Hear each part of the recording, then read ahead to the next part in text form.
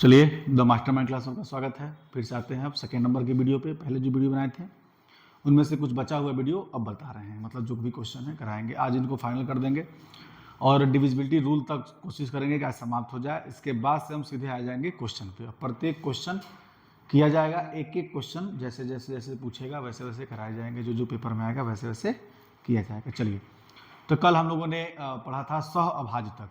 सहभाज्य बताए थे जिनका एचसीएफ क्या होता है, एक होता है, वो सहभाज्य संख्या कहलाता है। तो वहाँ तक हम लोगों ने कर लिया था। अब आज आपको बताएंगे उसी में परिमेय संख्या क्या होता है, परिमेय संख्या और अपरिमेय संख्या। तो परिमेय अपरिमेय पढ़ लेते हैं, उसके बाद से इसमें समाप्त हो जाएगा। फिर डिविजिबिलिटी पर आ जाएंगे, डिविजिबिलिटी समाप्त हो जाएगा। चलिए आते हैं परिमेय संख्या और अपरिमेय संख्या। ये परिमेय संख्या क्या है? परिमेय संख्या देखिएगा, परिमेय संख्या का मतलब होता है जो अंश बटा हर, मतलब अंश और हर के रूप में हो। जैसे x अपान वाई, इसको ध्यान दीजिएगा। अंश होता है ऊपर वाला, बट्टे में ये होता है क्या, हर। इस रूप में हो, मतलब एक भिन्न के रूप में क्या हो। अगर एक भिन्न के रूप में आपका है तो उसको क्या बोलेंगे हम, परिमेय संख्या बोलेंगे। और आगे भी चलते हैं भिन्न के रूप में, लेकिन एक कंडीशन है, हर का मान, यहाँ जो हर का मान है नॉट इक्वल टू जीरो, मतलब ये हर वाला मान जीरो नहीं होना चाहिए। नीचे का मान जो है, मतलब हर का जो मान है वो जीरो को इक्वल नहीं होना चाहिए। जैसे कि अगर आप यहाँ लिखे हैं 2 और बटा में 0, ये तो अपने आप क्या बन जाएगा, इनफाइनाइट बन जाएगा। ये इसमें आएंगे, ये परिमेय संख्या नहीं है। इस तरह से नहीं बताना है। एक इसका सही ढंग से अगर देखा जाए तो बोला जाता है कि परिमेय संख्या ऐसी संख्या जो एक भिन्न के रूप में, जैसे p बटा q के रूप में हो।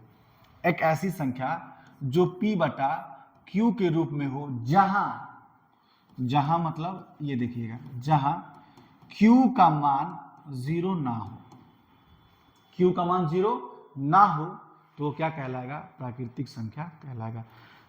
प्राकृतिक कहना परिमेय संख्या कहलाएगा। अब देखिएगा, ये होना चाहिए तभी परिमेय संख्या कहलाएगा। अब यहाँ पे देखें एग्जाम्पल के रूप में, अगर हम यहाँ एग्जाम्पल देखें तो आप देखिएगा, कोई भी संख्या लिख दीजिए। 4/3 ये क्या है, परिमेय संख्या। 5/6 परिमेय संख्या। 7/8 परिमेय संख्या। ये सब क्या है, हमारी परिमेय संख्या है। ये सब परिमेय संख्या कहलाते हैं। अब इनमें भी एक अलग अलग है, देखिए परिमेय संख्या क्या क्या है, कैसे है। प्राकृतिक संख्या भी, प्राकृतिक संख्या क्या कहलाता है, परिमेय संख्या कहलाता है। परिमेय संख्या कहलाता है। कोई भी संख्या अगर आप लिख रहे हैं प्राकृतिक रूप में, मान लीजिए यही तो प्राकृतिक संख्या 1 2 3, इन सबके नीचे हमारा क्या लगा हुआ है, 1 लगा हुआ है, 1 लगा हुआ है, 1 लगा हुआ है, 0 तो नहीं है ना। जब 1 लगा हुआ है तो हमको कोई दिक्कत नहीं होना है। तो इसका मतलब ये हुआ कि सब हमारे क्या है, परिमेय संख्या है। बस नीचे वाला मान 0 नहीं होना चाहिए, बस हर का मान 0 नहीं होना चाहिए, परिमेय संख्या कहलाता है। कुछ भी लिख दीजिए बट्टे के रूप में, 13/14, ये सब क्या है, परिमेय संख्या है। माइनस भी अगर लगाते हैं, -4/-3, ये क्या है, परिमेय संख्या है। -5 -3, ये क्या है, परिमेय संख्या है। इसमें माइनस से भी कोई मतलब नहीं होता। ये सब हमारी क्या है, परिमेय संख्या ही कहलाते हैं। तो उम्मीद करते हैं आपको परिमेय संख्या समझ में आ गया होगा। अब आते हैं अपरिमेय संख्या, भी क्वेश्चन भी करवाएंगे ये क्या है क्या नहीं है। एक आता है इसके बाद से अपरिमेय संख्या। सुनिए अपरिमेय संख्या क्या कहलाता है। अपरिमेय संख्या है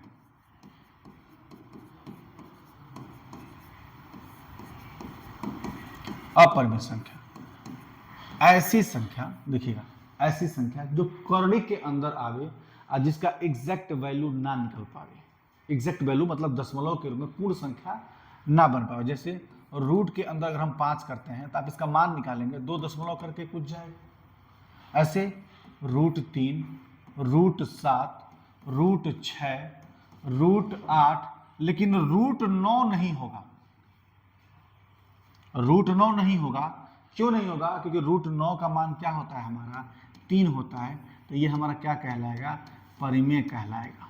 अगर इन दोनों में डिफरेंट हम देखें, अगर यहाँ पे लिख दिया √5 और यहाँ लिख दिया √4, तो ये आपका हो जाएगा अपरिमेय। अपरिमेय अपरिमेय होगा और ये क्या होगा आपका परिमेय होगा। क्या कहलाएगा? परिमेय संख्या कहलाएगा। बात को समझ में आ रहा है?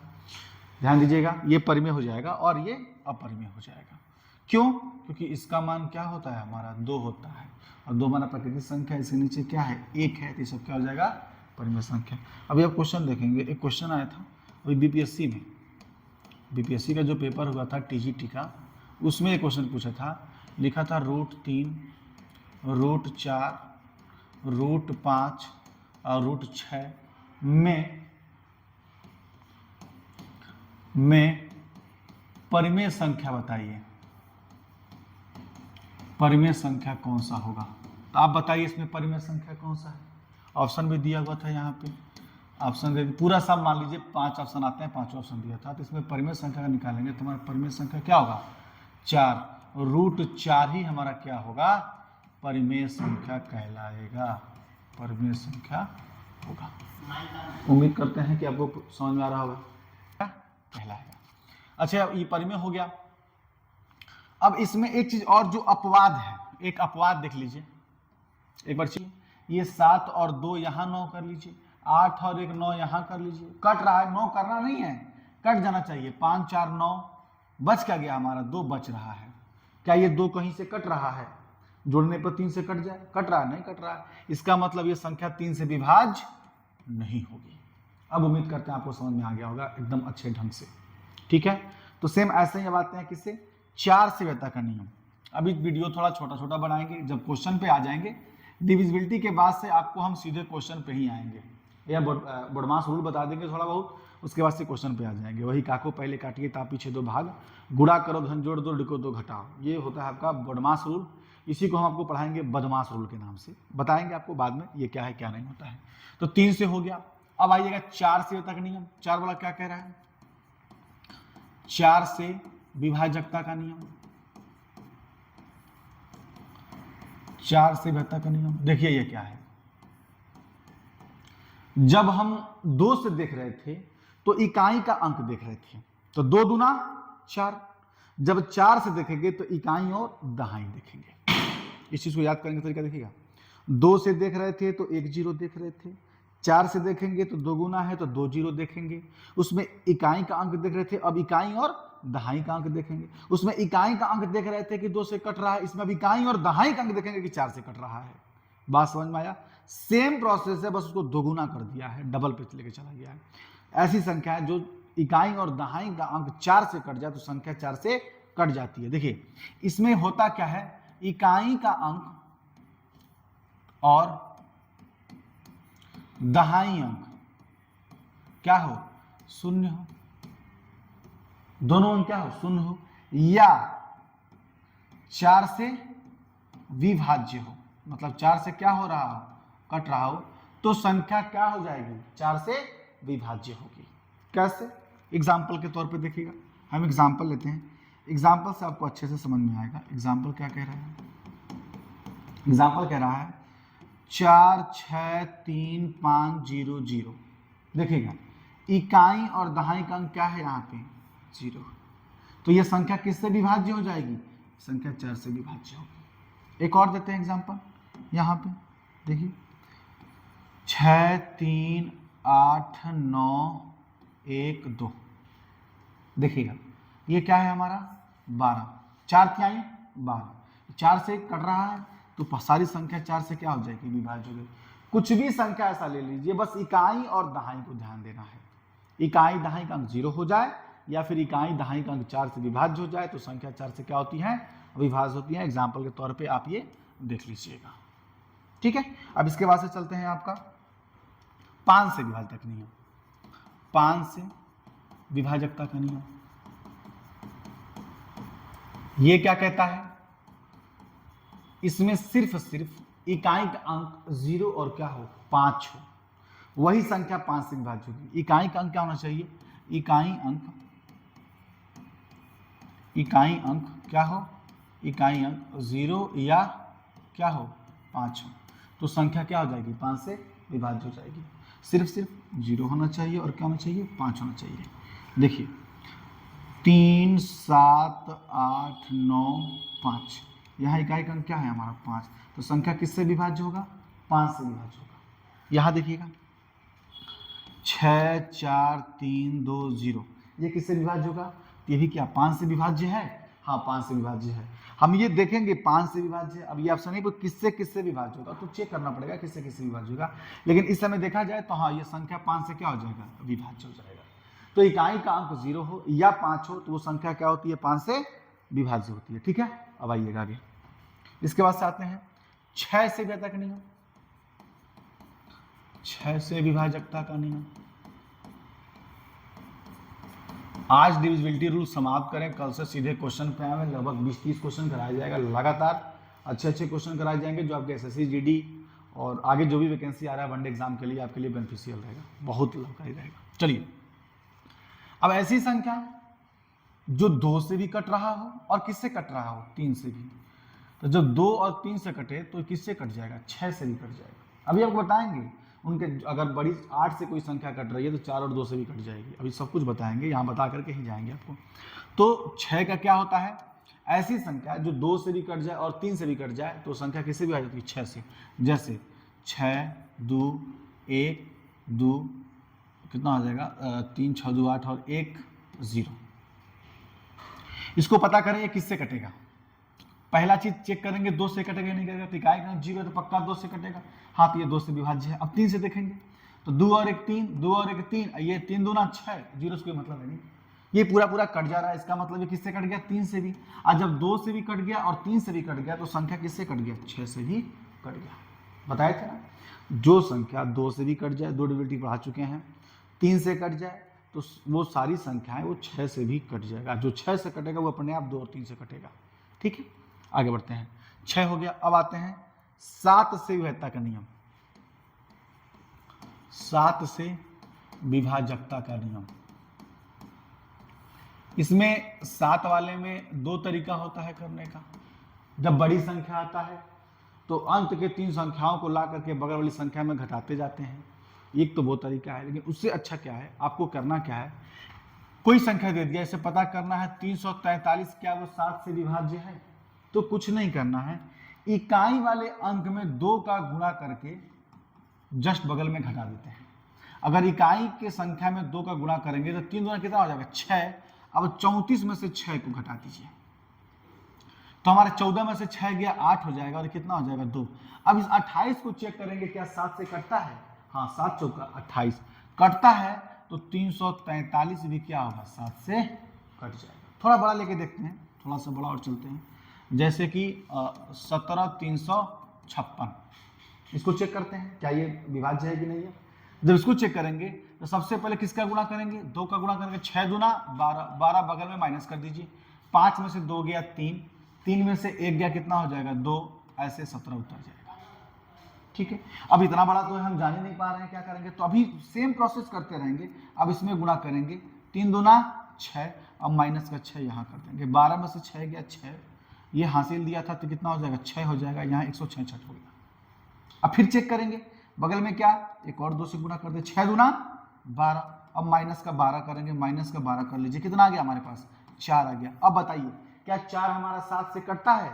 नहीं कटता है। अगर 7 से कट जाता तो सारी संख्या 7 से विभाज्य होती, और नहीं कट रहा है तो विभाज्य नहीं होगी। या तो कट जाए 7 से, या तो मान 0 आए। क्या आ जाए?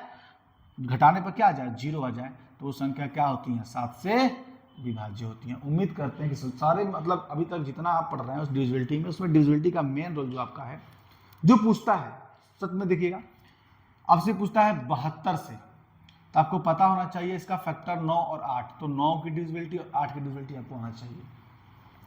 11 का डिविजिबिलिटी आपका इंपॉर्टेंट है और 7 का, और सब में कोई दिक्कत नहीं है।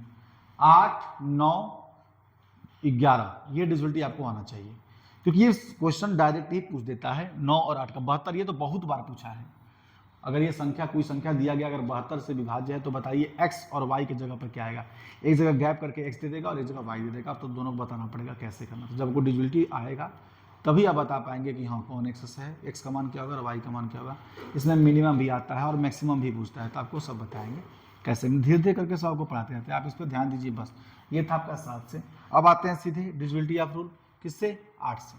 देखिए 8 से विभेदता का नियम क्या होता है, ध्यान दीजिएगा। अभी जब हम 2 की बात कर रहे थे तो इकाई देख रहे थे, 4 की बात कर रहे थे दहाई देख रहे थे। अब सैकड़ा की बात करेंगे तो इकाई, सॉरी सैकड़ा 8 की बात करेंगे तो इकाई, दहाई और सैकड़ा तीनों देखेंगे। इकाई का भी देखना है, दहाई का भी देखना है, और किसका देखना है? सैकड़ा का भी देखना है। उस समय इकाई का अंक 0 देख रहे थे, 4 से दहाई का, अब 8 से सैकड़ा का। बात समझ में आ रहा है? उस समय देखते थे 2 से इकाई का अंक कटे, 4 से इकाई दहाई कटे, तो 8 से इकाई दहाई और सैकड़ा। सेम प्रोसेस जैसे 2, 4 और 8 का। इसमें क्या करना है? अब इसमें 3 चीज देखना है, इकाई भी, इकाई, दहाई और सैकड़ा का स्थान क्या हो? स्थान पे 0 हो या 0 हो या 8 से क्या हो जाए? विभाज्य हो जाए। मतलब 8 से वो तीनों संख्या इकाई दहाई का अंक क्या हो जाए? कट जाए, तो क्या हो जाएगा? 8 से विभाज्य होगा। एग्जाम्पल देखिएगा, 4, 3, 7, 0, 0, 0। हमको इकाई दहाई और क्या चाहिए? सैकड़ा। तो पक्का पक्का 8 से क्या होगा? विभाज्य होगा। एक और देखिएगा, 4, 5, 3, 2, 1, एक मिल लीजिए, इसको ले लीजिए, 48, 8। देखिएगा 8 छक्के 48, 8 का नाम 8, ये भी 8 से कट जा रहा है। तो तीनों देखेंगे, इकाई दहाई और सैकड़ा अगर कट जा रहा है तो संख्या क्या हो जाएगी? 8 से विभाज्य होगी। उम्मीद करते हैं आपको 8 वाला भी समझ में आ गया। अब आते हैं 9 पे। देखिए 9 का नियम क्या होगा आपका? 9 से विभेदता का नियम क्या होगा? जैसे आप 3 का कर रहे थे वैसे सेम 9 का करेंगे। 3 का आप क्या कर रहे थे? सारी संख्याओं का योग करके 3 से काट रहे थे। अब सारी संख्याओं का योग करके हम किससे काटेंगे? 9 से काटेंगे। अगर 9 से काटेंगे संख्या कट जाए तो हो जाएगा। जैसे देखिएगा, 8, 1, 7, 2, 5, 4, 6, 3। चेक करिए, क्या 9 से विभाज्य है? तो जैसे आप 3 को चेक कर रहे थे ना, 6 और 3 9, 5 और 4 9, 7 और 2 9, 8 और 1 9। 9 नहीं, 9 के मल्टीपल भी होगा तो कोई दिक्कत नहीं है, कट जाना चाहिए। 9 से मल्टीपल होगा ही नहीं, 9 तो सबसे बड़ी संख्या हो जाएगी इसी में। तो 9 से कट रहा है। देखिए 8 और 1 9, जोड़ा बना लीजिए, कहीं से बना सकते हैं अगर जोड़ने पर, या तो फिर एक सिंपल 1 8 2 7, इसको चेक करना है क्या 9 से विभाज्य है? तो 8 और 1 9, 7 और 2 9 9 9, 18, अब बटा क्या हो जाएगा? 9 9 दूना 18। भाई कट गया। अगर ये कट गया तो संख्या भी क्या हो जाएगा? 18 27 भी जो संख्या हमारा क्या 9 से विभाज्य हो जाएगा। उम्मीद करता है आपको समझ में आ रहा। सेम जैसे 3 वाला था वैसे आपका क्या है? 9 वाला है। ज़्यादा इसमें डीपली लिखवाने की जरूरत नहीं है, आप उसको देख करके वीडियो को पॉज करके आप लिखना चाहें तो लिख सकते हैं। हमारे जो भी बच्चे हैं जो पहले से पढ़े हुए हैं वो देख लेंगे तो समझ जाएंगे क्या है क्या नहीं है। ठीक है, आप लोग भी इसको आराम से देखिए, वीडियो को पॉज करके देखिए, रुक के देखिए, लिखना चाहे तो लिख लीजिए। सब कुछ बहुत अच्छे ढंग से आपको हम बता रहे हैं। अब आइए 10 से। इसमें 10 से क्या है? 10 से विभेदता का नियम क्या है? ध्यान दीजिएगा, सिर्फ इकाई का अंक क्या हो? इसमें इकाई अंक क्या होना चाहिए? 0। अगर इकाई का अंक क्या है? 0 है तो संख्या क्या हो जाएगा? 10 से विभाज्य होगा। इकाई का अंक क्या हो? 0 हो, 0 तो संख्या क्या होगा? संख्या 10 से विभाज्य हो गया। संख्या 10 से क्या हो जाएगा? अविभाज्य होगा। कब? इकाई का अंक 0 होगा तब। 10 में यही था। एक लास्ट है आपका जो 11 है। 11 से विभेदता का नियम देखिएगा। 11 वाला क्या कहता है? देखिए इसमें क्या होता है 11 वाले में, इसमें सम और विषम देखा जाता है या अल्टरनेट करके देखा जाता है। जैसे मैंने आपसे बोल दिया, आप बताइए 13 31 क्या ये 11 से विभाज्य है? तो हम चेक करेंगे, एक को छोड़ के एक पे जाएंगे, एक के छोड़ के, यहाँ तो कुछ है ही नहीं है, इसको छोड़ के यहाँ जाएंगे। देखिए इनको जोड़ लीजिए आपस में, 3 और 1 4, 3 और 1 4, ऊपर वाला और ये नीचे, इनको आपस में क्या करते हैं? घटाते हैं। इनके घटाने पर क्या आवे? 0 आवे, या फिर 11 से क्या हो जाए? विभाज्य हो जाए। कुछ भी आ रहा है, अगर वो 11 से कट जाए तो संख्या क्या हो जाएगा? 11 से विभाज्य होगा। आप कुछ भी मान सकते हैं, और भी संख्या ले लीजिए। देखिए 81 56 43, देख रहे हैं कट रहा है कि नहीं कट रहा है? हम ऐसे ले रहे हैं तो 8 5 4 कुछ नहीं है, यहाँ आइए और यहाँ आइए, ऊपर वाले को जोड़िए। 8 और 5 13, 13 और 4 17, ऊपर कितना आ गया 17 आ गया। 6 और 1 7, 7 और 3 10, नीचे कितना आ गया 10, इसको घटा दीजिए, घटाएंगे तो 17 में से 10 गया कितना आ जाएगा 7 आ गया। तो बताइए 7 क्या जीरो, जीरो तो आया नहीं, 7 आया, तो क्या 7 हमारे 11 से कटता है? नहीं कटता है। अब ये संख्या हमारा 11 से विभाज्य नहीं होगा। ठीक है, तो ये था कि आपका 11 से विभाज्यता का नियम। तो यहाँ तक डिविजिबिलिटी आपका क्या हो गया, समाप्त हो गया। अब इसमें कुछ और बातें बताते हैं डिविजिबिलिटी का, आप ध्यान से सुनिएगा। अब आपसे कोई पूछ दिया 12 से विभाज्यता का नियम, तो भाई जो 4 और 3 से कट जाए। अगर कोई संख्या, जैसे मान लीजिए अगर कोई संख्या, बड़ी संख्या किसी संख्या को काट देता है तो उसके जो गुणनखंड होंगे उस संख्या को काट देगा। जैसे कहने का मतलब, अगर हमने कहा कि 45, ये क्या करता है 15 से कट जाता है, तो भाई अगर ये 15 से कट जाता है ना, तो इसके फैक्टर से भी ये कटेगा। कहने का मतलब अगर ये 45 15 से कटता है तो 15 के जो फैक्टर होंगे, मतलब जो उनके बच्चे होंगे, उनका फैक्टर आप उनका बच्चा समझिए। किसी भी संख्या का उसका फैक्टर उसका बच्चा समझ जाइए कि वो उसका बच्चा है। ठीक है, तो जब लड़ाई बाप से होगी ना, तो बेटा अपने आप क्या कर जाएगा, लड़ जाएगा, वो लड़ना तय है। लेकिन जब लड़ाई बेटे से होगी तो कभी कभी बाप लड़ भी सकता है, कभी कभी नहीं लड़ सकता है, सेम वही। लेकिन अगर बाप से लड़ाई हो गया तो बेटा मानेगा नहीं, पक्का है कि लड़ जाएगा। लेकिन बेटे से लड़ाई हो जाए तो बाप सदैव लड़ भी सकता है और नहीं भी लड़ सकता। तो वही कहानी है। ये हमारे बाप हो गए किसके, 3 और 5 के। अब 3 का 3 बचे 15 फैक्टर है, तो जब ये 15 से ही उलझ गया है, कट गया है, तो भाई 3 और 5 से अपने आप क्या हो जाएगा, कट जाएगा। यही कहानी होता है सेम आपके। देखिएगा, जो संख्या 8 से कट जाएगा तो 4 दूना 8, वो अपने आप 4 से कटेगा और 2 से कटेगा। लेकिन जो 4 से कटेगा जरूरी नहीं कि वो 8 से कटेगा, ध्यान दीजिएगा। जो 4 से कटेगा वो जरूरी नहीं है कि वो 8 से कटेगा। 4 तिहाई 12, क्या ये 8 से कट गया, नहीं कटा। इनके भी बच्चा कौन है, देख लीजिए 2 है। तो जो 2 से कटेगा जरूरी नहीं कि वो 4 से कटेगा, नहीं, जो 2 से कटेगा, देखिए हाँ सही बात है, जैसे 2 तिहाई 6, 6 2 से कटेगा, क्या 4 से कटेगा, नहीं कटेगा। तो वही बोल रहे हैं ना, कभी कभी कट भी सकता है, कभी कभी नहीं कटेगा। तो आप ध्यान दीजिएगा। इसीलिए कह रहा है कि जो फैक्टर, आपसे कोई पूछ दिया कि 24 का विभाजकता क्या होगा, अरे भाई 24 में तुम फैक्टर कर लो ना, 8 त्रिका 24, हमको 8 का आता है, 3 का आता है। जो 3 से कट जाए, जो 8 से कट जाए, पक्का पक्का 24 से भी क्या हो जाएगा, कट जाएगा। और जो 24 से कट रहा है वो 100% है, 8 से और 3 से क्या होगा, कटेगा। तो उनके फैक्टर से कटता है, ये जरूर ध्यान दीजिएगा। इसी में एक बात आपका आता है गुणज और गुणनखंड, ये भी बड़ा इंपॉर्टेंट है। गुणज क्या होता है और गुणनखंड क्या होता है, तो ध्यान से सुनिएगा।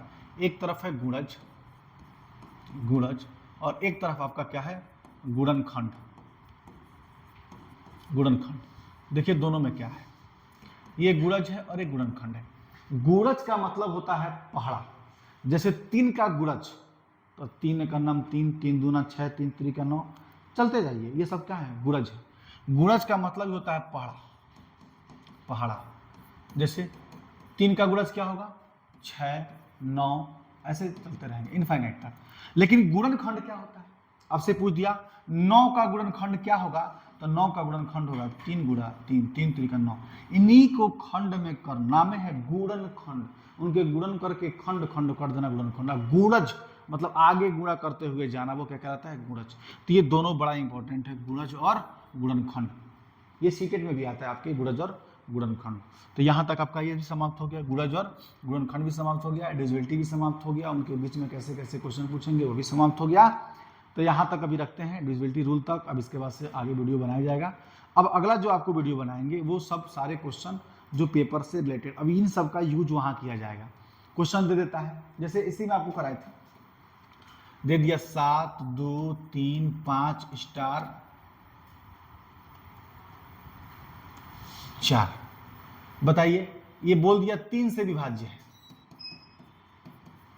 3 से विभाज्य है, तो स्टार के स्थान पर क्या आएगा, ये सवाल ऐसे पूछ देता है। हम 3 दिए हैं, एक्स्ट्रा भी करके देता है। तो देखिए क्या हो जाएगा, हम करें तो 7 और 2 9, 5 और 4 9, 3 बच गया और स्टार बच गया। अब स्टार जब हम क्या रखेंगे, अगर हम 1 रख दें तो 3 और 1 4, नहीं कट रहा है। 2 रखें 3 2 5 नहीं, 3 और 3 6, तो स्टार की जगह पर क्या हो सकता है, 3 भी हो सकता है, तो एक 3 आ गया। 4 रखेंगे तो 4 3 7, 5 रखेंगे 5 3 8, 6 रख सकते हैं, एक 6 भी हो जाएगा, 6 3 9, इसका मतलब 3 भी होगा और क्या होगा 6। तो इसमें पूछता है कि मैक्सिमम क्या होगा और मिनिमम क्या होगा, तो मैक्सिमम कहेगा तो 6 हो जाएगा और मिनिमम कहेगा तो क्या हो जाएगा, 3 हो जाएगा। अब इस पर क्वेश्चन जब कराएंगे आपको ना तो समझ में आएगा अच्छे ढंग से कि कितना क्वेश्चन आ रहा है। तो ठीक है, आप लोग इसको रिवीजन करिएगा, पढ़िएगा, आगे जब आएंगे तो फिर क्वेश्चन लेकर के आएंगे। अब इसके बाद से सारे क्वेश्चन लेकर के आएंगे।